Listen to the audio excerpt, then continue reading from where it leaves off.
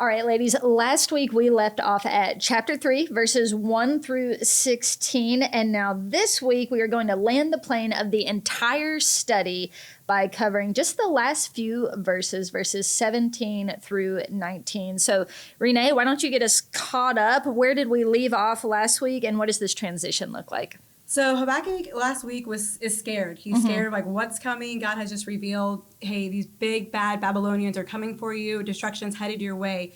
But he keeps his eyes on God. He is expectant of what God is going to do. Yeah. And even when things don't look good, Habakkuk still keeps his eyes on God. Yeah, that's great. That's where we are. Yeah.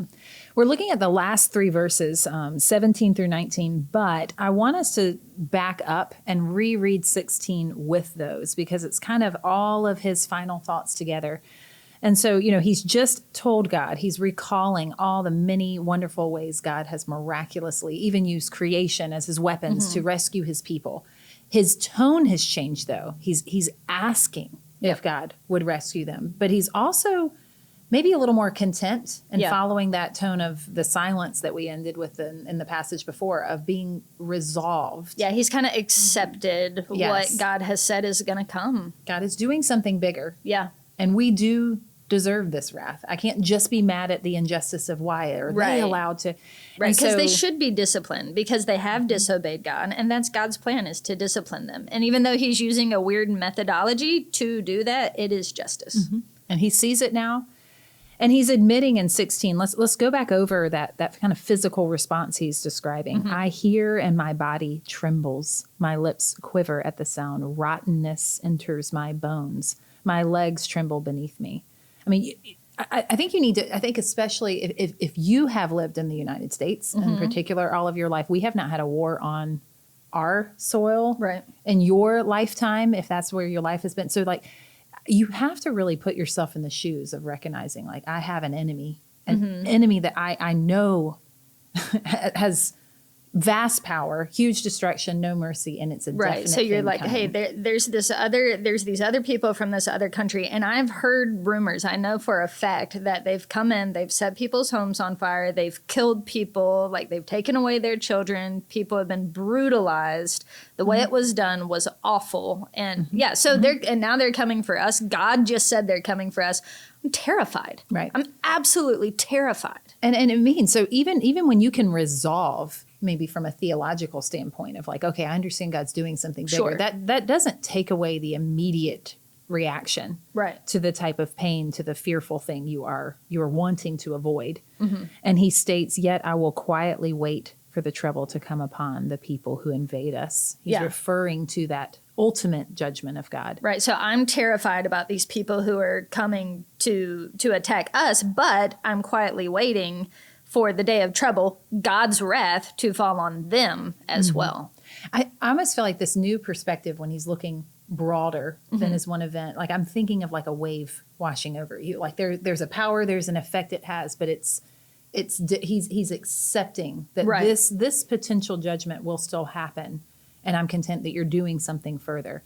And he's immediately talking about the fact, the threat of the coming Babylonians that he doesn't want to face. But then when you look at verse 17, he kind of broadens this to almost anything I may face. So look at the language. He's using a lot of language. Think agrarian society where your food and your sustenance comes from the land. This is what he states. Though the fig tree should not blossom, nor fruit be on the vines, the produce of the olive fail, and the fields yield no food. Flock be cut off from the fold, and there be no herd in the stalls. Yet I will rejoice in the Lord. I will take joy in the God of my salvation. God the Lord, he is my strength. He makes my feet like the deer's. He makes me tread on high places. And I want to point out there that last, we talked about how this poetry is always in couplets, one line and the next line. You see a very distinct 3 lines ending there. And anytime there's a triplet, it's, we've talked about this before, it's bold, it's extra emphasis. The author is wanting you to maybe sit in that truth. It's kind of where it culminates. Yeah. So in poetry, 9 times out of 10, it's couplet, couplet, couplet. So when it's a triplet, when there's 3 lines together, it's the author saying, hey, this is a really, really important and maybe a summary statement of sorts. Yeah. And I also want to point out he's using the covenant name. Whenever you see Lord in all caps, that is a much more intimate, personal. It's also recalling the God who has made promises to his people and the God who will keep those promises. Yeah, so in the original text, that's literally Yahweh. It's God's personal name. And you're right, whenever we hear Yahweh, especially in the Old Testament, it's bringing to mind that personal, intimate relationship that they have with God as his chosen covenant people. Right? This is the name that was revealed to Moses Yeah. in the burning bush, the I am that I am. Right. Okay. And it's a very fitting name for what he's staying here. So I just want to bring you back into the text. You know, he's not just accepting this coming judgment, this coming discipline. He's actually saying even more. Yeah. Anything that I may face, if it's famine, if it's, I do not have a source of income anymore. I do not have any source. I want you to also picture how this is opposite of how the Babylonians have been cast. Yeah, absolutely. They're strengthening themselves. They worship their own might and strength. they're gathering and they're hoarding, right? And he's saying the opposite. So they're gathering and hoarding and putting all their strength together, and that's making them believe in themselves. And he's flipping this. Look at the poetry here where he's saying, hey, even if I have nothing and there's a famine, we're starving to death, we have no strength, I'm still going to hope in God. Yeah. Yep. And if we pit it back against the response God had, you have these 5 woes coming against the unrighteous, and then that couplet, but the righteous will live by faith. Habakkuk is now taking on that. Yep. That I will live open-handedly. I will accept what's before me because you're my provision, Yeah. God. Yeah. And notice that, yet I will rejoice in what? I will rejoice in the Lord. I will take joy in what? I mean, bro, we don't have any food. We don't have any water. We're literally going to die. This is the worst case scenario. What are you putting your joy in? In the God of my salvation. So you're saying joy is possible even when our circumstances do not change? Yeah.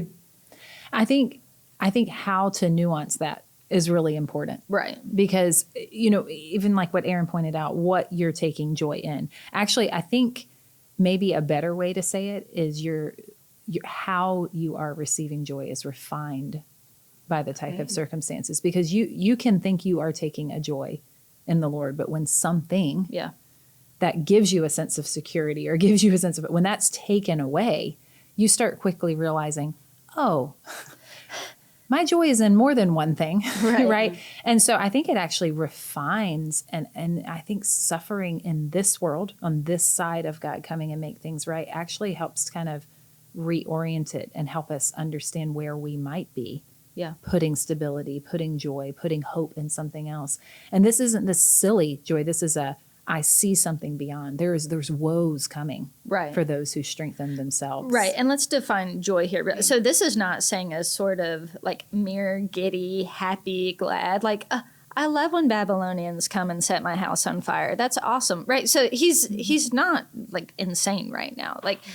Clearly he's terrified. We literally just saw. So I think that's so important that we don't pit one part of the text against another. He literally just said, my knees are giving out under me. I am so terrified right now. And this is just a couple of verses later. He says, I have joy in God. Right. So we're not having to choose. What is he terrified? Is he really upset about the situation, or does he have joy in God? It's yes, he's really upset about the situation. And separate from that, he also has joy in God. Right. So it's both. So we don't have to choose, well, are we going to have joy in God, or are we going to lament and cry? Yes. And honestly, we don't like living in that dissonance. Right. If I'm feeling fear, I'm looking for a way to resolve it. If I'm feeling discomfort, I'm looking for a way to be comforted. That's just, we are hardwired for that. I don't think people realize you can feel more than one thing. It's very possible to. Very possible. But I would rather feel one more positive. Sure. Easy. Absolutely. So where immediately, if you're fearful about something, your brain, everything is looking for, how do I resolve that? Yeah. How do I get out of this situation? And it's what this, remember, this is a collective song that he's in, that we're invited to sing with him, that we're saying, not just, okay, sure, whatever happened. No, you're still trembling. And instead of trying to resolve it by what can I scramble, it is a sitting and a resting quiet. I think if there's a psalm that says, my soul is quieted within me, like a weaned child sitting with its mother. Yeah. The child that has learned to be content and be able to wait patiently, which is, that I will wait quietly for the day of trouble to come upon. And so I think our challenge for you, each week we want you to either write out a prayer or just make sure you're spending some time examining your own heart. And I think that's both what emotions are you feeling in line with maybe what Habakkuk is feeling? What are the things that are troubling you? What are the things? Get that out, recognize it. Yeah. Don't suppress it. Don't try to resolve it. Describe it in right? detail. Take it to God. Yeah. Take it to him. And then without numbing that, how do you awaken the part of you that can wait quietly and be trembling at that same time if there's not an immediate resolution? What are the warnings you need to take of your own sin? Yeah. What What are the steps you need to take where you can see who he is and not doubt that he will do what he says he will do? So we've come to the end of this immediate passage now. We also, at the same time, have come to the end of the entire book. So as we land the plane on the entire study, I wanted to back up and just ask a few questions. What would we say are the 2 or 3 big truths that the author wants us to learn, right? The information, truths about God or prayer or justice or humanity. And then also, what are the primary emotions that we need to walk away from this book with? So let's start with those truths. Yeah. I think going with kind of what Habakkuk began with, why do you idly sit by? Why are you silent? Why are you not acting? Yeah. I think we can say that's not reality. Yes. So that's a massive truth. It's like, hey, your feeling that God isn't acting is wrong. And sometimes people are like, well, it's how I feel. Okay, your feeling is incorrect, my friend. Yeah, so just because it doesn't look to you like God is acting, that's always wrong. God is acting. And actually, that's the purpose of prophetic books like this. It's not just telling you this thing is going to happen, the end. It's also an unveiling, like pulling back the curtain of this is why this is happening. This is what God is doing. And it's explaining something, not only that is true of this situation, but it's just true of God in general. Therefore, we can hold to that and be anchored by that. So I would say that is a huge part. Yeah, and we see that truth emphasized, one, in the fact that God we see the question, why are you sitting idly, right? And we see God's answer, I'm not. I am doing something. It's just going to be a little shocking to you, but I'm doing something. And then we also see it emphasized. Remember when Habakkuk backed up and God is speaking, and then we saw this little tiny piece of poetry that was contrasting Yahweh, the God who does speak, the one who is the creator, the one who does act, with the idols, the ones who are mute, the ones who have no breath, and the ones who cannot act. So God is a God who acts, whether or not we see it, whether or not we feel it.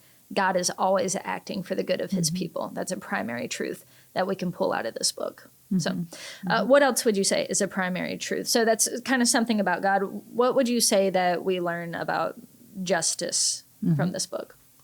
I think there's a clear, in some parts of the passage, bad guy, good guy, Babylon. But God is also very clear that it is not only Babylon. It's very easy for us to, it is those people out here who are deserving of his, like I think our own sense of injustice can help us assign some of those accusations to someone outside of us. Yeah. And this passage makes you have to see, it's all like Israel, or in this case, the southern kingdom of Judah, is being disciplined and little j judged by what God is doing through the Babylonians. Yep. So I think that just the mirror turned on our own is another truth.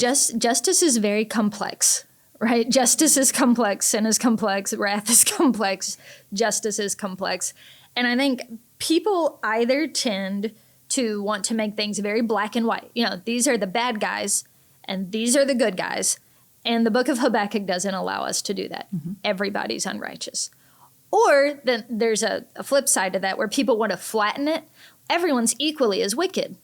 And it's like, No, I mean, the Babylonians are definitely worse. Like, so I think that in one way we do see God saying that some actions are worse than others and some peoples do things that are worse than others. On the other hand, it's also true that everyone has sinned. So you see the complexity of justice, and it guards against making everything black and white or flattening everything as well. It just, it holds up the complexity of the justice of God in a way that's very biblical.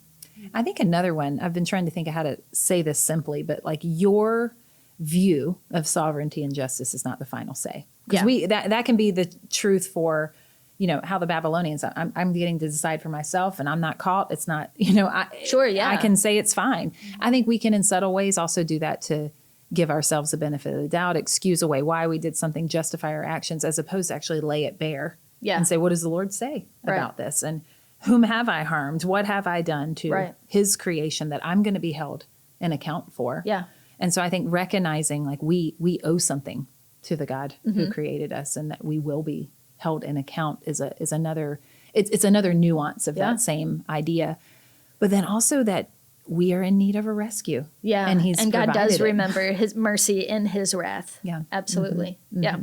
Okay. So last truth that I want to draw out here is, what do we learn about prayer? You know, obviously this is not a prayer manual, but there are lots of implications about prayer that the author is intentionally wanting us to grab a hold of. So what do we learn about prayer from this book? Well, I think for one, maybe permission.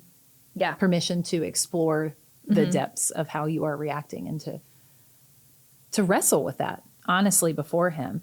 But I think also the fact, you know, the entirety of chapter 3 is Habakkuk's prayer response, that it's a song. Remember, we said he's inviting us to sing this back, which that I think is even telling us something is this isn't something, the truths that are in this passage are not something you think once and then you're good to go. Yeah. Like a song is something you can come back to that reminds you of all of the truth that we're learning here, that you need to sometimes sing over yourself as a reminder to get yourself in that posture. And the point of a song is that we would take the words and that we would kind of press them down into our hearts and that we would experience that truth. That's what music does. It helps us to take truths and actually try to feel them and experience them. So and I like what you emphasized earlier, that this is something they were supposed to sing together. Right? So I think sometimes when we think about prayer, it's like, okay, I'm going to go in my prayer room and I'm going to say this prayer. But this is a prayer of lament and trust that they do as a community. And I think we can learn a lot from that as well. Okay, so we see some primary truths there. What would you say are the main emotional responses that we should have to these truths and to this book as a whole?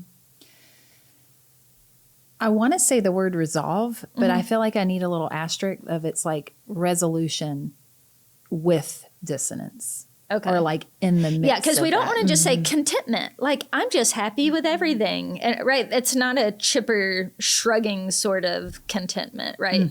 It's a dark contentment. Like, okay, I'm accepting this, but it's tough, right? There's kind of like that transformation, excuse me, I see with Habakkuk about transforming from the prayer at the beginning to the prayer at the end. He's been transformed through that. And I think that's encouraging for us as we pray to God and we be transformed. Absolutely. Okay, so a contentment, but a darkened contentment. Yeah, and I think of it's especially that last prayer that we have in chapter 3 is almost like the type of thing we go to. Yeah. Instead of cheap ways of resolving fear, you know, or we go to all, it's you quiet your soul with these truths. Yeah. While that hardship or that thing you're facing, it still exists. This is how you quiet yourself, not how do I numb it? How do I, you know, what we all have things we do to try to not feel uncomfortable. And I think people tend to go one way or the other. Either we have our, you know, eternal pessimist and this, and everything's broken and everything's ruined and my life is terrible. And Habakkuk's like, hey, that's actually, you're eventually at the bottom of that, you're not hoping in God's grand plan of redemption. Because utter hopelessness is impossible if we believe in a good sovereign God. Now, no, I said utter hopelessness, right? Because we certainly still can lament the fall. On the other side of that, and I'm not picking on anyone who uses this phrase. I've just personally heard it abused. But people, hey, just choose joy. Just be happy. Just trust God. And we don't see Habakkuk shrugging and just basically ignoring the brokenness of the world and manufacturing a sort of naive optimism when the world really is horribly broken, right? So it guards against both of those. We're not supposed to be despairing to the point to where we lack a hope in God, but we're also not supposed to be so optimistic that we're ignoring the reality of the brokenness of the world, right? We're supposed to be embracing both of those truths at the same time. And I think ultimately, with the type of nuances we've been looking at judgment, is we get to celebrate that God's full wrath Yes. was absorbed and swallowed up in Christ, Yeah. so that we can Yes. live through faith in Him. And I think that's not only the most important thing to land on, but that's part of how you resolve. Yes. This is crucial of these truths we need to reiterate to ourselves. But we've really enjoyed having you on this journey with us. I hope you've learned a little bit of how to read biblical poetry, things that you can take with you into other books. Also how to read prophecy, maybe in new ways. And then uniquely, Habakkuk is unique in the sense that it's this conversation that we get to see behind the scenes between God and Habakkuk. And then we can join with him in this kind of ultimate song, like whatever may come, I will find my hope and trust in you. Yeah, absolutely. Thank you guys for joining us. Thank you so much.